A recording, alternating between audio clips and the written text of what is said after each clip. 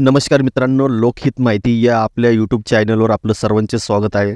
राज्यात आयुष्यमान भारत, प्रधानमंत्री जन आरोग्य योजना आणि महात्मा ज्योतिराव फुले जन आरोग्य योजना एकत्रित राबविण्यात येत असून सर्व नागरिकांना याचा लाभ मिळणार आहे.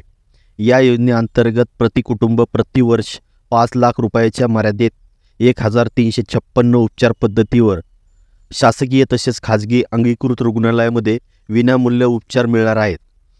यामध्ये पिवळे, केसरी, अंत्योदय, अन्नपूर्णा योजना किंवा पांढरे रेशन कार्ड धारक कुटुंबीय तसेच शासकीय व निमशासकीय अधिकारी, कर्मचारी आणि त्यांचे कुटुंबीय या योजनेत समाविष्ट असून या योजनेसाठी उत्पन्नाची कोणतीही अट नाही. आयुष्यमान कार्ड राज्यातील आशा कर्मचारी, आपले सरकार सेवा केंद्रातील कर्मचारी तसेच स्वस्त धान्य दुकान चालकामार्फत तयार केली जात आहेत. लाभार्थी स्वतःहून आयुष्यमान ॲप किंवा beneficiary.nha.gov.in या संकेतस्थळावरील बेनिफिशरी पर्यायाद्वारे आपले कार्ड तयार करू शकतात.